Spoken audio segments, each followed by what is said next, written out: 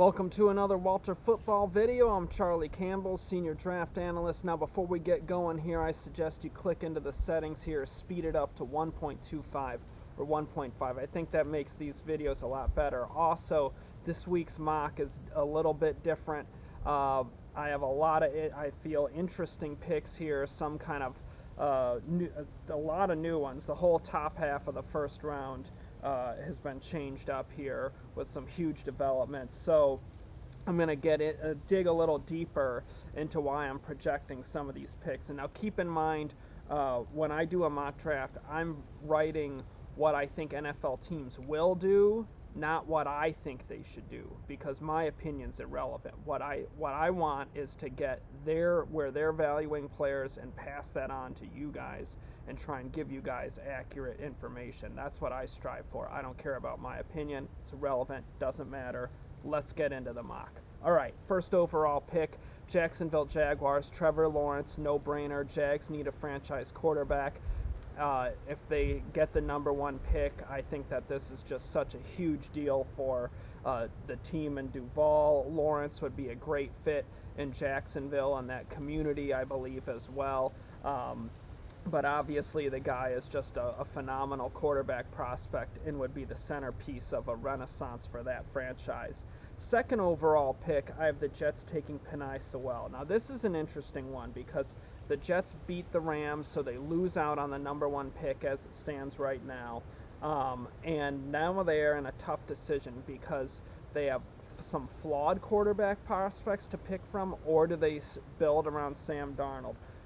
I think that right now they build around Sam Darnold. I think they look to trade down, get a lot of picks. Now, they aren't just going to give this pick away. They aren't going to move down for like just a third or fourth round pick. They're going to want a big package, like a Robert Griffin III type deal, or similar to what the Rams gave up to move up for Jared Goff, what the Eagles gave up to move up for Carson Wentz. They're going to want big package deal here to move down. Keep in mind last year the Lions. Everyone had the Lions moving down at 3. I never did because I didn't think that the demand was there from the Chargers and the Dolphins to move up to get the quarterbacks. I thought they could stick where they were and the guys would fall to them, and that's what happened. It takes two to make a deal, and with the amount of quarterback prospects in this draft, it could be tough for a team to move down because some teams are going to say, well, we can just stay where we are and one of the ones we like will get to us. So with that in mind, I'm not projecting trades and mocks really anyway. So I have the Jets taking Penei Sewell, the left tackle from Oregon. It's not the biggest need on the roster, but Sewell's the best prospect. So you pair him with Mekhi Becton, you have the makings of a dominant offensive line, a line that really could make a big difference for Sam Darnold. And then they use their late first round, early second round pick to add help at receiver, running back, or edge rusher. They should get some nice values at those positions with those later picks. But Sewell is just too good of a value there, and I think that the Jets wouldn't reach. So third overall, I have the Bengals taking Gregory Rousseau, defensive end from Miami. Cincinnati loses out here on Sewell, but they do need pass rushing help. They've struggled to get to the quarterback this year, have not had a lot of sacks. Carlos Dunlap is in Seattle. Rousseau would definitely help that pass rush. He would be an instant day one upgrade for them, give them some size on the edge as well. Fourth overall pick, I have the Panthers taking Zach Wilson, the quarterback from BYU. Now, Wilson has been a rising prospect. Why I think he goes over Justin Fields, I think it's in part because of just the scheme here with Carolina, with what Joe Brady does, and I think personality-wise with Matt Rule, I think Zach Wilson is going to be a guy that Carolina would end up being more inclined to as the process evolves. So now I have a really interesting hot press on Wilson came out just a few days ago. So if you click on the links below, I have it. I got some great quotes from directors of college scouting, including one talking about Wilson being a really selfish, entitled kid, know-it-all parents are a pain to deal with. But on the flip side, he's very confident. He's not scared. He's intelligent. His teammates play for him. So it's with a quarterback prospect like that has some flaws in terms of the football character, and then Justin Fields, you have some flaws in terms of the pocket awareness, the pocket passing. Trey Lance has a one-year wonder at a small level of competition. These guys all have things that could cause teams to have them in varying varieties and just a complete lack of consensus. So don't be surprised if the order that we're projecting them to go changes a lot in the months to come, and then on draft day it could be something completely different.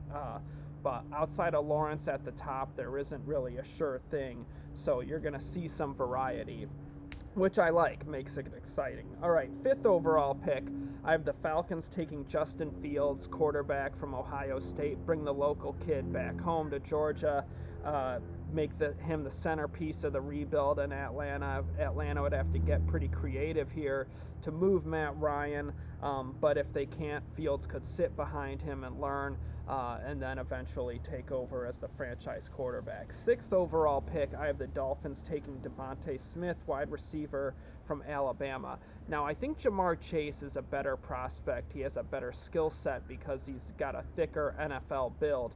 But Smith has just been a dominant player this year, and I think he fits the Dolphins a little bit better. Brian Flores has done a great job in Miami, and they've really gone after guys with a certain personality. They want guys that are a great fit in their locker room, and I'm not sure Chase is that, just from what I'm hearing from scouts. But I've heard good things about Smith, and he's a killer on the field. Flores loves competitors like him. And I think also reuniting him with Tua, giving Tua a familiar receiver that he's worked with before could really help him make a jump in year 2 of his career and help Smith to hit the ground running in the NFL, giving him a familiar quarterback. So you have that tape of those two working well together already. So I think that could end up being a really big factor in leading Smith to being a pick for Miami over Jamar Chase. 7th overall pick, I have the Eagles taking Micah Parsons, linebacker from Penn State. Obviously, linebacker's been a big issue in Philadelphia. They got to get better.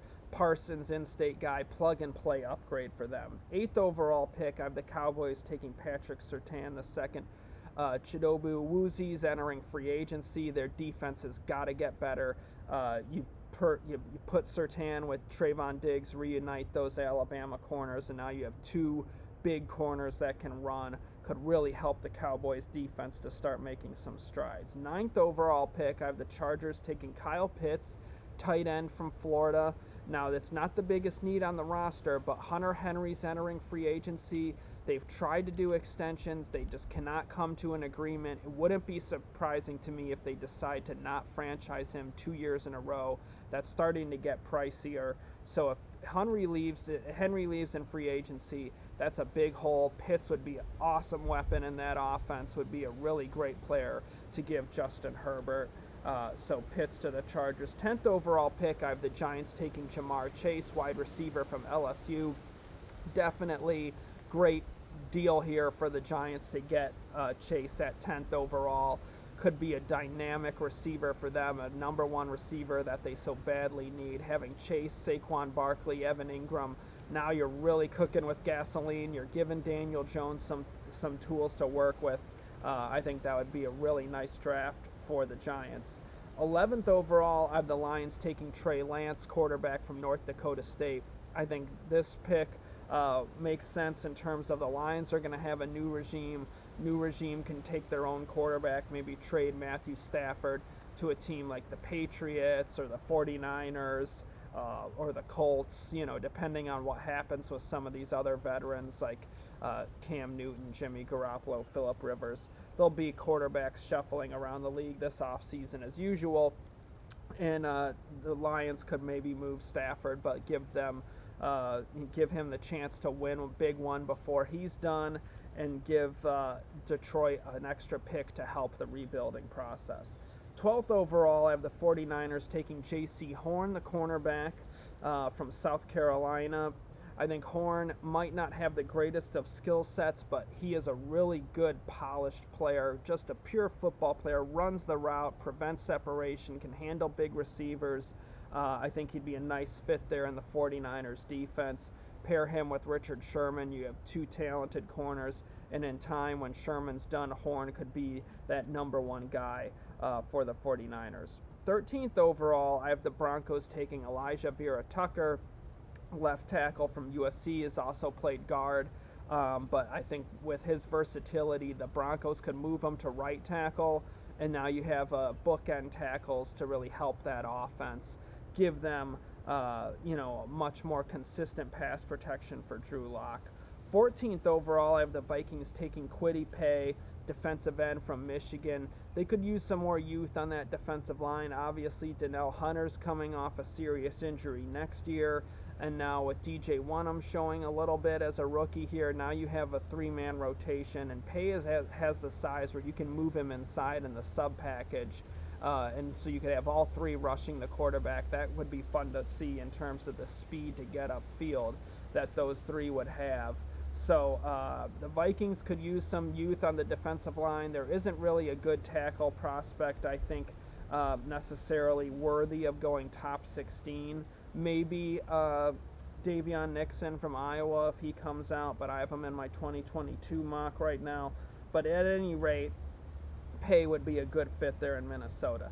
15th overall, I have the Patriots taking Jalen Waddle, wide receiver from Alabama. Obviously, wide receiver's been a big issue for the Patriots. Waddle would give them a Tyreek Hill type player, home run hitter that they could really use, would be a big upgrade for New England.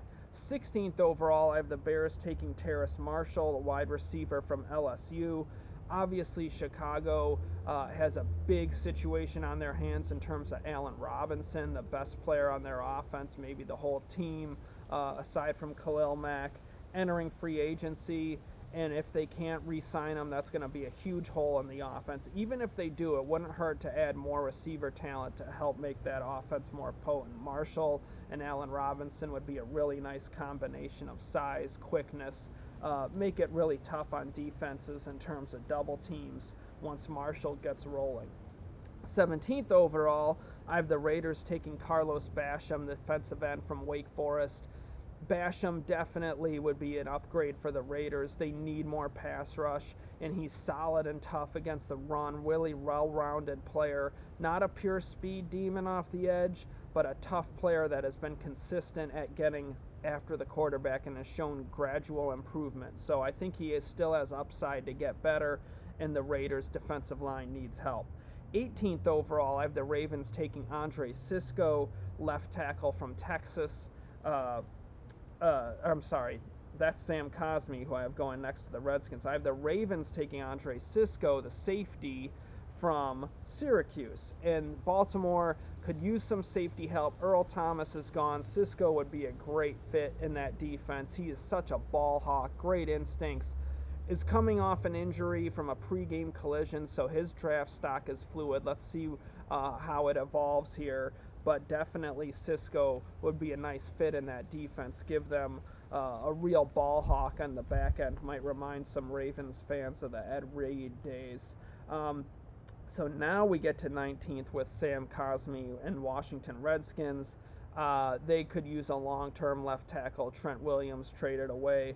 If Washington misses out on the quarterbacks, I think getting some offensive line or wide receiver help would definitely make sense. And fortunately for them, they should have good options at both of those positions, even though they're picking in the back half of the first round with a losing record. So not a bad value for the Redskins, all things considered. 20th overall, I have the Cardinals taking Caleb Farley, cornerback from Virginia Tech. He really fits that Arizona kind of track record as far as athletes that kind of have some question marks or tape issues. When you're talking DJ Humphries, Robert Kimdiche, Hassan Reddick, some of these picks that have been made by Steve Keim there in Arizona.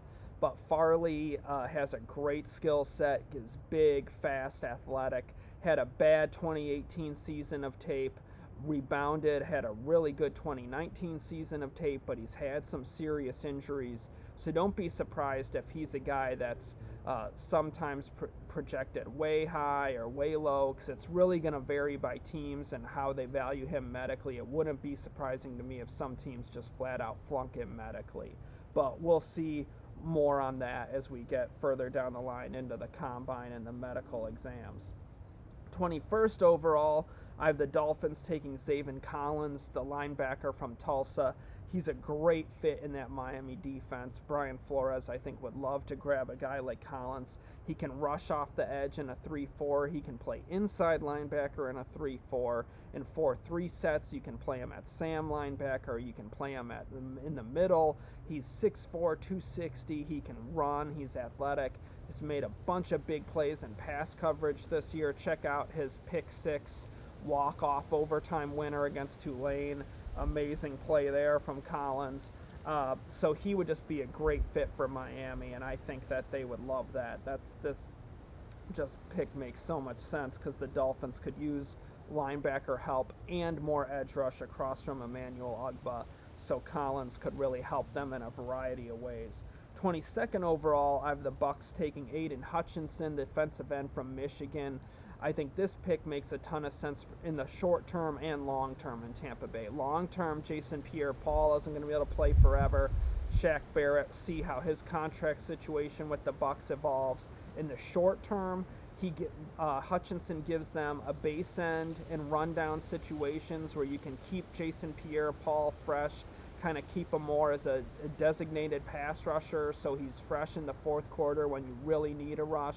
You could also rotate him with Shaq Barrett, give you some size there on the edge, but and also as far as Todd Bowles' defenses go, when you want to flip 4-3-3-4, Hutchinson can play in either system. He can be an end in a 3-4, can be an end in a 4-3. You can move him inside in the 4-3 in the sub package as well. Just versatile size. I think that's really makes a ton of sense for Tampa Bay in the short term and long term to help that defensive line and help get more out of the veterans that are on the roster already. 23rd overall pick, I have the Colts taking Rodarius Williams, cornerback from Oklahoma State. He's had an excellent season, really helped himself, does a nice job running the route, preventing separation. His teams have avoided throwing at him. He's played hurt, has made a ton of starts in his career at Oklahoma State. So he's kind of that safe, polished, good football player that the Colts have been drafting and building up their roster with. They could use some more cornerback talent to go with Rock Ya-Sin. I think Williams would be a nice value there for Indianapolis. 24th overall, I have the Browns taking Christian Barmore, defensive tackle from Alabama. Awesome interior pass rusher. This guy can get upfield, get after the quarterback. Struggles in the ground game, has got to get more physical, get stronger and tougher as a run defender.